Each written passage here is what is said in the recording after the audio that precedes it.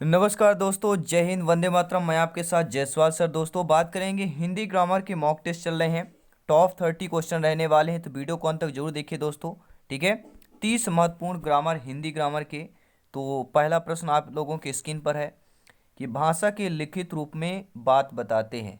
ठीक है, जो भाषा के लिखित रूप में हम क्या बात बताते हैं, बोलकर बात बताते हैं, लिखकर बताते हैं, या ए व बी दोनों रूप में बताते हैं, या इनमें से कोई नहीं।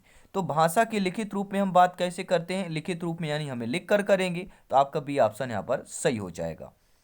दोस्तों अगला प्रश्न है, भारत की राष्ट्रभाषा कौन सी है? उर्दू है, हिंदी है, अंग्रेजी है, इनमें से कोई नहीं। तो प्रत्येक भैया, हर एक भाई बहन, हर एक शिक्षक बंधु जानते हैं, प्रत्येक कैंडिडेट जानते हैं कि भारत की हमारी जो राष्ट्रभाषा है वह हिंदी है। दोस्तों बी ऑप्शन सही हो जाएगा। हर एक प्रश्न दोस्तों इंपॉर्टेंट है। अगला प्रश्न है, व्याकरण भाषा को बताता है। दोस्तों जो व्याकरण है, ठीक है, यह व्याकरण जो है भाषा को क्या बताता है? नियम बताता है, काम बताता है, या दोनों बताता है, या इनमें से कोई नहीं। तो व्याकरण की जो भाषा है दोस्तों, यह क्या बताता है? तो यह आपका नियम बताता है। ठीक है, व्याकरण भाषा को क्या बताता है? नियम बताता है। पहला ऑप्शन सही हो जाएगा। अगला प्रश्न दोस्तों, आप लोग भी कमेंट बॉक्स में अपना अपना आंसर यहाँ पे बताते चलेंगे। अगला प्रश्न क्या है? पुष्प कौन सा शब्द है? आपका तत्सम है, तद्भव है, देशज है, विदेशज है। तो पुष्प आपका कौन सा शब्द है? तो पुष्प आपका एक तत्सम तद्भव कहलाएगा, यानी तत्सम शब्द कहलाएगा। पुष्प कौन सा शब्द है? तत्सम शब्द है आपका। पहला ऑप्शन सही हो जाएगा। कंटिन्यू यहाँ मॉक टेस्ट की तैयारी चल रही भैया, क्योंकि यहाँ पर सिलेक्शन सर्वोपरि है। ऊ और ऊ के उच्चारण स्थान कौन कौन से होंगे? छोटा ऊ और आपका बड़ा ऊ। दो जो ये ऊ हैं, इनका उच्चारण स्थान क्या कहलाता है? ओष्ठ कहलाता है। ठीक है। ऊ, जब भी हम ऊ की बात करते हैं ओंठ आता है। ठीक है, ओष्ठ और ओंठों, तो ऊ और ऊ। ठीक है, यहाँ पे आपका राइट ऑप्शन क्या हो जाएगा? ओंठ हो जाएगा। ओंठों का कहलाएगा उच्चारण स्थान, यानी जिसे हम ओष्ठ भी बोलते हैं। अब देखते हैं दोस्तों, ए आई ओ औ कौन सा स्वर कहलाता है? हर्ष, दीर्घ, संयुक्त, या इनमें से कोई नहीं। तो ए आई ओ औ ये कौन से स्वर कहलाते हैं? तो ए आई ओ औ दोस्तों या कोई नहीं, ये जो चारों आपके स्वर हैं ये संयुक्त स्वर कहलाते हैं। ठीक है, ए आई ओ औ ये संयुक्त स्वर कहलाते हैं। और दोस्तों मात्राएं कितनी प्रकार की होती हैं? हम मात्राओं की बात करते हैं। मात्राएं कितनी प्रकार की होती हैं? 2 प्रकार की, 3 प्रकार की, 5 प्रकार की, 7 प्रकार की। तो आपकी जो मात्राएं होती हैं वह 3 प्रकार की होती हैं। अब आप बोलेंगे कौन कौन से होती हैं? तो मात्रा किसी वर्ण या ध्वनि के उच्चारण काल को मात्रा कहते हैं, या किसी स्वर के उच्चारण में जितना समय लगता है। ठीक है, मात्राएं 3 प्रकार की होती हैं, ह्रस्व, दीर्घ और प्लुप्त। 3 प्रकार की मात्राएं होती हैं, और सीधे तौर पर कहें तो मात्रा स्वरों के सूचक भी होती है। अगला अगला प्रश्न देख लेते हैं दोस्तों, क्या दिया गया है। अगला प्रश्न आपकी स्क्रीन पर दिया गया है कि हिंदी में जो है व्यंजन वर्णों की संख्या कितनी है? जो आपका हिंदी है उसमें व्यंजन वर्णों की संख्या कितनी है? 22 है, 10 है, 33 है, 30 है। तो सभी लोग जानते हैं प्रश्न। ठीक है, कि व्यंजन में जब भी वर्णों की बात की जाती है तो 33 आपके व्यंजन वर्ण है आपके हिंदी में। ठीक है। और प्रश्न आ गया आपके एग्जाम में कि का वर्ग का उच्चारण स्थान क्या होगा? तो आप लोगों का जवाब क्या होगा? मूर्धा, दंत, ओष्ठ, कंठ। तो का, देखिए का जब भी हम बात करते हैं तो हमारा कंठ में आ जाता है, आवाज प्रेशर पड़ता है। जब हम का बनते हैं तो ये का उच्चारण स्थान आपका कंठ कहलाता है। डी ऑप्शन सही हो जाएगा। अगला प्रश्न है कि पा वर्ग का उच्चारण स्थान क्या है? तो पा जब भी हम बोलते हैं तो हमारे ओष्ठ क्या होते हैं? ठीक है, ओष्ठ क्या होते हैं? आपस में टकराते हैं और आवाज आती है पा। टकरा के ही जैसे हटते हैं हमारे मुख से आवाज आती है पा। अगला प्रश्न देखिएगा, टा वर्ग का उच्चारण स्थान क्या होता है? टा बल के एक बार बोलिए। टा जैसे ही बोलते हैं तो आपका क्या कहलाता है दोस्तों? मूर्धा कहलाता है। ठीक है, टा ठा दाधा ये कैसे वर्ग है? आपके मूर्धा वर्ग कहलाते हैं। जैसे आप मूर्धन कौन कौन से? टा, ठा, डा, ढा, अंगा, आड़ा, ढा, रा। ये जो वर्ण है आपकी ये मूर्धन वर्ण कहलाते हैं, मूर्धा वर्ण कहलाते हैं। अगला प्रश्न है दोस्तों कि चा वर्ग का उच्चारण स्थान क्या होता है? तालु, ओष्ठ, कंठ, इनमें से कोई नहीं। तो सभी लोग जानते हैं चा, जब भी हम चा वर्ग बोलते हैं चा, ठीक है, तो यहाँ पे तालु आ जाता है। ठीक है, तो इसका चा वर्ग का उच्चारण स्थान क्या हो जाएगा? तालु हो जाएगा। ठीक है दोस्तों, अब अगला प्रश्न पूछा जा रहा है कि पा फा बा भा मा क्या दिया गया है? पाफा बाभा माँ का उच्चारण स्थान क्या होगा? आप लोग नीचे कमेंट बॉक्स में आंसर बताते चलिएगा। तो पाफा बाभा माँ का उच्चारण स्थान क्या होगा? पाफा बाभा माँ। ठीक है, तो सभी लोग यहाँ पे ध्यान देंगे, ये कौन से कहलाते हैं? पापा बाभा माँ आपके ओष्ठ, इनका उच्चारण स्थान ओष्ठ कहलाता। पा फा बा भा, ओठ में टकरा के जैसे ही हटता है वह, ठीक है, तो आवाज आती है पा फा बा भा माँ, तो ये कहलाएंगे ओष्ठ उच्चारण स्थान कहलाएंगे। और आपका जो अंतस्थ व्यंजन कितने प्रकार के होते हैं? तो अंतस्थ व्यंजन सभी लोग जानते हैं 4 प्रकार के होते हैं। कौन कौन से होते हैं अंतस्थ व्यंजन? तो आपके राइट ऑप्शन होता है दोस्तों 4 प्रकार के तो होते हैं, लेकिन जो आपका यारा लावा होता है, ठीक है, अंतस्थ व्यंजन उन्हें कहते हैं जिन वर्णों का उच्चारण स्वरों और व्यंजन के बीच में होता है, उन्हें अंतस्थ व्यंजन कहते हैं। ठीक है, और अंतस्थ व्यंजन 4 प्रकार के होते हैं। ये कौन कौन से हैं? यारा लावा, ये चारों आपके अंतस्थ व्यंजन कहलाते हैं। ठीक है दोस्तों, अब देख लेते हैं अगला प्रश्न। 15 नंबर प्रश्न दिया गया है कि इनमें से कौन सा शब्द जो है संज्ञा से बना हुआ है? अब संज्ञा से बना हुआ शब्द की पहचान करना है, संज्ञा से बना हुआ विशेषण बताना है। ऐसा शब्द जो संज्ञा से बना हुआ विशेषण हो, कुलीन है, नमक है, कृपा है, जाति है। तो देखिए, कुलीन जो शब्द बना है ये संज्ञा से आपका विशेषण बना है, जिससे आपका अंत से अंतिम या अंत बना है। ठीक है, ये अंत संज्ञा है और विशेषण अंतिम अंत हो गया। अर्थ संज्ञा है, फिर आर्थिक विशेषण बन गया। अवश्य संज्ञा है, आवश्यक क्या हो गया? विशेषण बन गया। अंश संज्ञा है, आंशिक आपका विशेषण बन गया। अभिमान संज्ञा है, अभिमानी विशेषण बन गया। अनुभव संज्ञा है और अनुभवी आपका विशेषण बन गया। इसी प्रकार से आपका, ठीक है, कुलीन यहाँ पे क्या हो जाएगा? यह संज्ञा से विशेषण बना हुआ शब्द कहलाएगा। अब दोस्तों अगला प्रश्न है कि इनमें से कौन सा शब्द जो है संज्ञा से बना हुआ विशेषण है? जापान, गुणी, दान, जाति, जैसे अभी आप मैंने काफी सारे आपको एग्जाम्पल दिए। संज्ञा से बना हुआ विशेषण, राइट ऑप्शन गुणी हो जाएगा।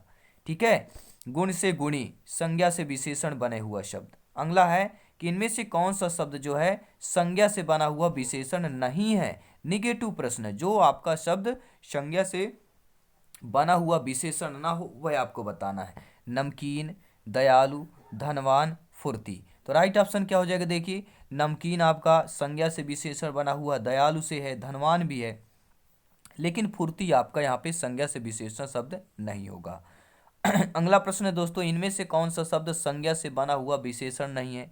अपमानित, नियमित, वार्षिक, अपमान। तो कौन सा शब्द जो है संज्ञा से बना हुआ विशेषण नहीं है? तो देखिए, अपमानित, नियमित, वार्षिक, ये संज्ञा से बना हुआ विशेषण है, लेकिन अपमान आपका यहाँ पर नहीं हुए। अगला प्रश्न देख लेते हैं, इनमें से कौन सा शब्द संज्ञा से बना हुआ विशेषण है? इच्छुक, प्यास, पशु, संतोष। तो कौन सा शब्द जो है दोस्तों संज्ञा से बना विशेषण है? तो इच्छुक जो शब्द बना है ये संज्ञा से बना हुआ, ठीक है, इच्छा से इच्छुक बना है। ठीक है, इच्छा यहाँ पे संज्ञा हो जाएगा, इच्छुक क्या हो जाएगा? आपका विशेषण हो जाएगा। अगला प्रश्न है कि इनमें से कौन सा शब्द सर्वनाम से बना हुआ विशेषण है? अब सर्वनाम की बात करेंगे। मैं, वह, कोई, तेरा। ठीक है, तो सर्वनाम से बना हुआ विशेषण यहाँ पे वैसे 13 होना चाहिए, डी ऑप्शन सही हो जाएगा बिल्कुल। जैसे मैं का मुझसा होता है, पाठ का पठित होता है, ठीक है, लड़ना का लड़ाकू होता है, लिखना का लिखित होता है, निंदा का निंदित होता है। ये सब क्या है दोस्तों? ये सर्वनाम से बने हुए विशेषण है। लड़ना, लिखना, निंदा, ये सभी क्या है? मैं, इस सर्वनाम है, इनसे बने विशेषण आप स्क्रीन पर देख पा रहे हैं।